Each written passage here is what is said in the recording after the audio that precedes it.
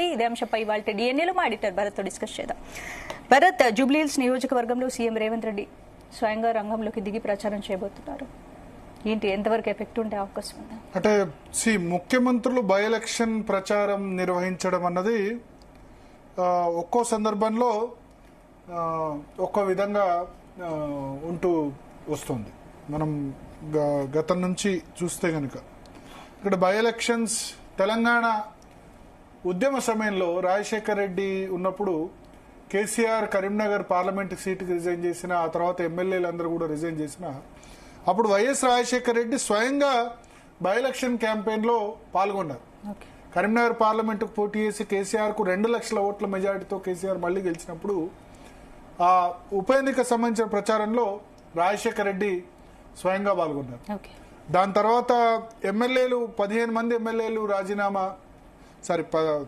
అప్పుడు 10 మంది ఎమ్మెల్యేలు రాజీనామాలు చేసినప్పుడైనా ఆ సందర్భాల్లో కూడా సీఎంగా ఆయన ప్రచారంలో పాల్గొన్న సందర్భం ఉంది. సో రాజశేఖర్ రెడ్డి ఆ సమయంలో ఒకసారి కేసీఆర్ విషయంలో 2 లక్షల మెజార్టీ వచ్చినప్పుడు ఒక విధంగా రాజశేఖర్ రెడ్డికి అది ప్రెస్టీజియస్ సవాల్గా ఉండే. కానీ ఆ తర్వాత మళ్ళీ రెండోసారి రిజైన్ చేసినప్పుడు అదే కేసీఆర్ అదే కరీంనగర్లో 15,000 ఓట్ల మెజార్టీ మాత్రంతో గెలిచారు. పైగా ఉప ఎన్నికల్లో చాలా చోట్ల ఓడిపోయింది. అప్పుడు రాజశేఖర్ రెడ్డికి విక్టరీ అన్న విధంగా జరిగింది. ఆ తర్వాత మనం చూస్తే గనక నిజామాబాద్ బై ఎలక్షన్స్ వస్తే ఆ సమయంలో రోషయ్య క్యాంపెయిన్ చేయలేదు. అట్లాగే తెలంగాణ ఉద్యమ సమయంలో బై ఎలక్షన్స్ రకరకాలుగా వచ్చాయి. మహబూబ్ నగర్ బై ఎలక్షన్ అనుకోండి, ఇతర బై ఎలక్షన్స్, కొండా సురేఖ రాజీనామా చేస్తే అక్కడ పరకాల్లో బై ఎలక్షన్స్ వచ్చాయి. అటువంటి సందర్భాల్లో కూడా ముఖ్యమంత్రులు క్యాంపెయిన్ చేసిన సందర్భం లేదు. ఈవెన్ కేసీఆర్ కూడా చాలా బై ఎలక్షన్స్ వచ్చినాయి. నారాయణ ఖేడ్ అయినా పాలేరు అయినా అటువంటి దాంట్లో ముందు పాల్గొన్నారు తప్ప బై ఎలక్షన్ లో క్యాంపెయిన్ చేయలేదు. బట్ ఇది ఎప్పటి నుంచి మారిందంటే దుబ్బాక బై ఎలక్షన్ ఉంది. దుబ్బాక బై ఎలక్షన్ లో కూడా కేసీఆర్ క్యాంపెయిన్ చేయలేదు. రఘునందన్ రావు గెలిచారు. గెలిచిన తర్వాత ఆయన కొంత సీరియస్ గా తీసుకున్నారు కేసీఆర్. ఎందుకంటే కేసీఆర్ 7 ఏళ్ల రూల్లో ఫస్ట్ సెట్ బ్యాక్ దుబ్బాక. అంతకుముందు ఉన్న బై ఎలక్షన్స్ అన్ని కూడా గెలిచారు. మెదక్ పార్లమెంట్ బై ఎలక్షన్ కొత్త ప్రభాకర్ రెడ్డి గెలిచారు. వరంగల్ పార్లమెంట్ బై ఎలక్షన్ అప్పుడు క్యాండిడేట్ గా పసునూరి దయాకర్ను పెట్టారు. ఎందుకంటే కడియం శ్రీహరి ఎంపీ పదవికి రాజీనామా చేసి ఎమ్మెల్సీ అయ్యి డిప్యూటీ సీఎం పదవి, రాజయ్యకి ఇచ్చిన డిప్యూటీ సీఎం పదవిని కడియం శ్రీహరి తీసుకున్నారు.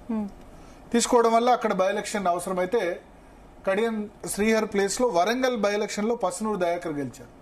ఆ తర్వాత నారాయణ ఖేడ్ లో కిష్టారెడ్డి కాంగ్రెస్ ఎమ్మెల్యే చనిపోతే అక్కడ బై ఎలక్షన్ అయినా సరే కేసీఆర్ క్యాంపెయిన్ చేయలేదు, కానీ టీఆర్ఎస్ గెలిచింది. పాలేరులో బై ఎలక్షన్ జరిగింది. రామరెడ్డి వెంకటరెడ్డి చనిపోయారు. మొన్న చనిపోయిన రామరెడ్డి దామోదర్ రెడ్డి సోదరుడు. అక్కడ తుమ్మల నాగేశ్వరరావు టీఆర్ఎస్ అభ్యర్థిగా పోటీ చేస్తే అక్కడ కూడా కేసీఆర్ క్యాంపెయిన్ చేయలేదు. సో అన్ని బై ఎలక్షన్స్ కూడా వరుసగా టీఆర్ఎస్ గెలుచుకుంటూ వచ్చింది. కానీ మొదటి దెబ్బ దుబ్బాక ఎన్నిక 2020లో జరిగింది.